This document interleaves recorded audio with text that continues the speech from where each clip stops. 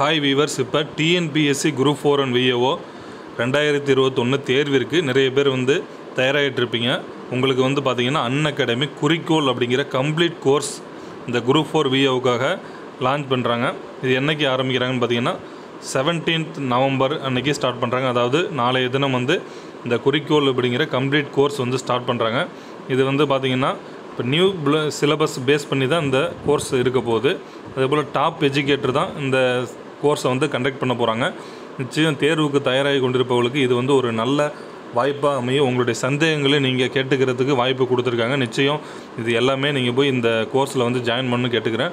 இதுக்கு வந்து ப்ளே ஸ்டோரில் போய்ட்டு அன்அகாடமி ஆப்பை டவுன்லோட் பண்ணிவிட்டு அதில் வந்து டிஎன்பிஎஸ்சி 10 அப்படிங்கிற அந்த கோடை யூஸ் பண்ணிங்கன்னா 10% டிஸ்கவுண்ட் கொடுப்பாங்க.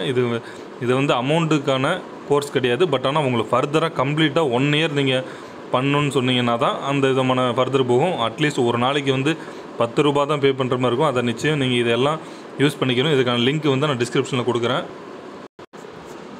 இப்போ நம்ம பார்த்துட்டு இருக்கிறது பார்த்திங்கன்னா 2018 நடைபெற்ற குரூப் 4 எக்ஸாமுக்கான கொஷின் தான். இதில் மேக்ஸ் வந்து ஒரு 10 கொஷின் வந்து நான் எப்படி ஷார்ட்கட்டாக போடுறதுங்கிறது உங்களுக்கு கிளியராக சொல்கிறேன்.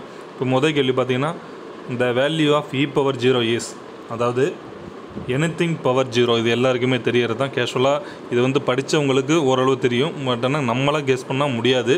எனிதிங் பவர் 0 அதோட வேல்யூ என்னென்னு பார்த்தீங்கன்னா 1 தான். சரிங்களா? எந்த நம்பருக்கு பவரில் 0 இருந்தாலும் அதோட வேல்யூ வந்து 1 தான். எனிதிங்கிறதுக்கு தான் ஈன்னு கொடுப்பாங்க. அதே போல் இன்னொன்று சொல்லணும், எனிதிங் பை 0 வந்து இன்ஃபினிட்டி, 0 பை எனிதிங் வந்து 0. இது மூணுத்தையும் ஞாபகம் வச்சுங்க. Anything divided by 0 infinity, 0 by anything வந்து 0, எனிதிங் பவர் 0 ஈக்குவல் டு 1. அப்போ இந்த கேள்விக்கு ஆன்சர் பார்த்தீங்கன்னா ஆப்ஷன் பி வந்து 1. ஓகேங்களா?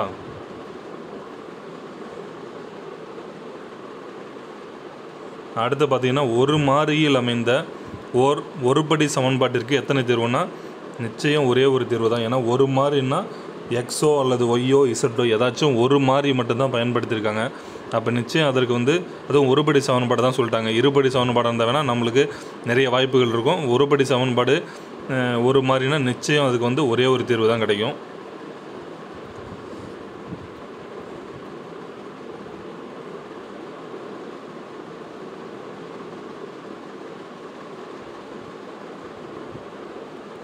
இப்போ இந்த கொஷின் பார்த்திங்கன்னா 0.12, 0.012 என்ற தொடர் வரிசையில் 7வது உறுப்பு என்னன்னு கேட்டிருக்காங்க. முதல் உறுப்புக்கு என்ன நம்ம முதல்ல கண்டுபிடிச்சிருக்கோம். ஏன்னா எல்லாமே 1.2ன்னு கொடுத்துருக்காங்களா? ஓகேங்களா? எல்லாமே ஸ்டார்ட் பண்ணுறது வந்து 1.2. அப்போ ஃபஸ்ட்டு இதை வந்து நம்ம எப்படி எழுதுகிறோன்னு கண்டுபிடிச்சாலே போதுமானது. இப்போ 1.2 இன்ட்டு 1.2வை எந்த நம்பரால் பெருக்குன்னா நம்மளுக்கு வந்து இங்கே கீழே கொடுத்துருக்க ஆன்சர் வரணும்.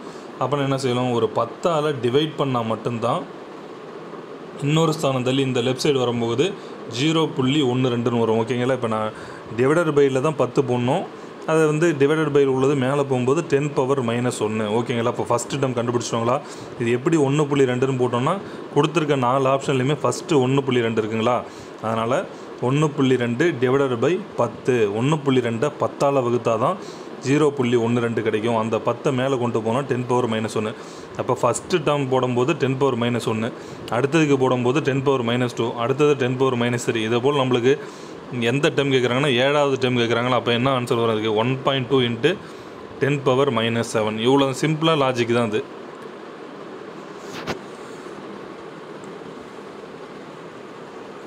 அடுத்த கொஷின் வந்து ரொம்ப முக்கியமானதுங்க. இன்னும் சிம்பிளிஃபை சும்மா சுருக்கு கொடுத்துருக்காங்க.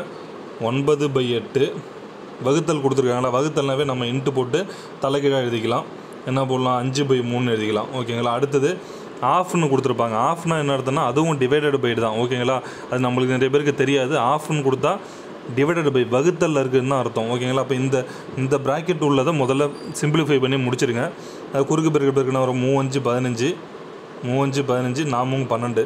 அப்போ 15 12 கூட்டினா 27ங்களா? 27/4×5 20, 27/20ன்னு வருது. ஆஃப்னு சொன்னால் டிவைடட் பை சொன்னேன், அதை இன்ட்டு போட்டு தலைகீழாக எழுதிக்கிங்க. 27/20 நம்ம மாற்றி என்ன அப்படி வரும்?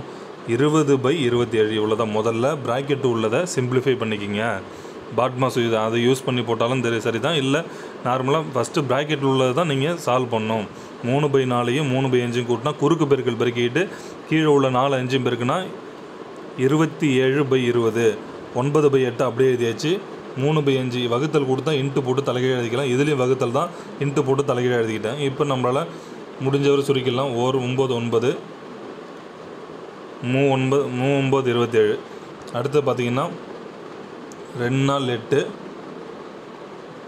5 4 20.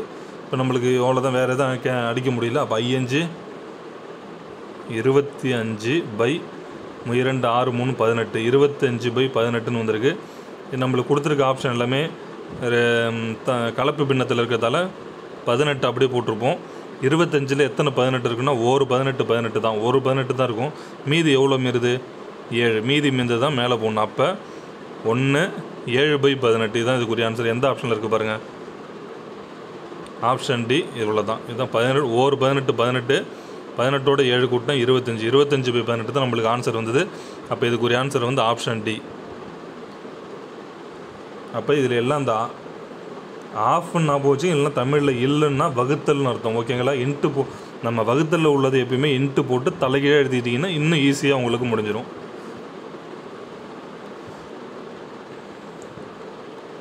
ஒரு குறிப்பிட்ட அசலானது ஆண்டுக்கு 8% வட்டி வீதத்தில் 3 மடங்காகுவதற்கு பிடிக்கும் காலம். இது நான் ஏற்கனவே உங்களுக்கு வந்து நான் சால்வ் பண்ணி காமிச்சிருப்பேன். இதுபோல் 3 மடங்காகுது, 5 மடங்காகுது, இந்த மடங்கு கணக்கு கொடுத்துருந்தாங்கன்னா நம்ம தனி வட்டி கண்டுபிடிக்கிற ஃபார்முலா சிம்பிளாக SI = PNR/100. இது நார்மலாக இது ஞாபகம் வச்சிங்க. இப்போ ஒரு குறிப்பிட்ட அசலானது 3 மடங்கு, அசலில் வந்து எப்பயுமே P வந்து X வச்சுக்கிங்க. 3 மடங்குன்னா 2Xன்னு வச்சுக்கிங்க. 10 மடங்குன்னா 9. அதை விட ஒரு நம்பர் கழிச்சிங்க. ஓகேங்களா? இந்த Pங்கிறது வந்து மாற்றாதீங்க, எல்லா கணக்கும் Xை வச்சுங்க. 10 மடங்கு எத்தனை கொடுத்துட்டான்னு பார்த்துட்டு அதில் 1 குறைச்சி இந்த பக்கம் எழுதிங்க SIயில். ஓகேங்களா? இதுதான் எல்லா கணக்குமே. P வந்து மாறாது, X தான். இந்த SIங்கிறது எத்தனை மடங்கு கொடுத்துருக்காங்களோ அதுலேருந்து 1 மட்டும் கழித்து எழுதிக்கிட்டால் முடிஞ்சிச்சு. அவ்வளோதான். SI = P × Nன்னா எத்தனை ஆண்டுகள்னு சொல்லியிருக்காங்க பார்த்தீங்கன்னா அதுதான் நம்மளை கேட்டிருக்காங்க. அதனால் என்ன தான் நம்ம கண்டுபிடிக்க போகிறோம். இன்ட்டு Rனா வட்டி வீதம். வட்டி வீதம் 8% கொடுத்துருக்காங்களா, அப்போ 8/100. இவ்வளோ தான். முடிஞ்சிங்களா? இப்போ அடிக்கலாமா? 2 நாள் 8 25 நாள் 100. ஓகேங்களா? இந்த 2க்கும் இந்த 2க்கும் அடிச்சிடலாம். இந்த எக்ஸுக்கும் அடிச்சிடலாம். இப்போ இங்கே உள்ள வகுத்தல் உள்ள 25 இங்கே 9 பெருக்கலாகுமா?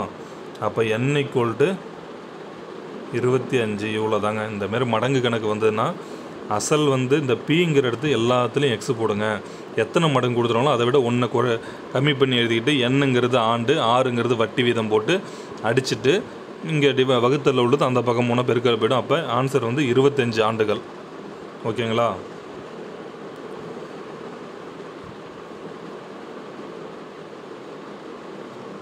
அடுத்தது ரொம்ப ரொம்ப முக்கியமானதுங்க. இரு வெவ்வேறு எண்களில் GCD மற்றும் LCM சரியான தொடர்பு. எப்பயுமே மீசிமா வந்து அதிகமாக இருக்கும், மீப்போ வந்து கம்மி தான். இதில் எந்த ஈக்குவலாக வருமோ இல்லை எதுவுமே சொல்ல முடியாது. ஏன்னா மீசிமா தான் இருக்கிறதுல ஹெவியாக இருக்கும். அது உங்களுக்கே எல்லாருக்குமே தெரியும். இப்போ ஒரு எக்ஸாம்பிளுக்கு உங்களுக்கு சொல்லணும்னு பார்த்தீங்கன்னா நான் சின்ன நம்பருக்கு சொல்கிறேன். இப்போ 2க்கும் 4க்கும் கண்டுபிடிச்சோன்னா மீசிமாக 1 2 2 4 இதோட மீப்போவை வந்து 2 வந்துடும். ஆனால் மீசிமான்னா 2 அதுக்கப்புறம் போட்டு மறுபடியும் 1 வர வரைக்கும் போட்டே போவோம். அப்போ எல்லா கணக்கிலுமே மீச்சிறு பொது மடங்கு தான் அதிகமாக இருக்கும், ஈக்குவலாலாம் இருக்காது. மீச்சிறு பொது மடங்கு வந்து மீப்பொரு பொது வகுத்தியோட அதிகமாக இருக்கும். அப்போ எந்த ஆப்ஷன் கொடுத்துருக்காங்கன்னா 4வது ஆப்ஷன் தான் இதுக்கு சரியான விடை. ஓகேங்களா? மீப்போமா > மீப்பெரு பொது வகுத்தி. ஓகேங்களா? இது வந்து கண்டிப்பாக உங்களுக்கு யூஸ்ஃபுல்லாக இருந்துன்னு நினைக்கிறோம். நிச்சயம் மீதமுள்ள கொஷினை அடுத்த வீடியோவில் பார்க்கலாம்.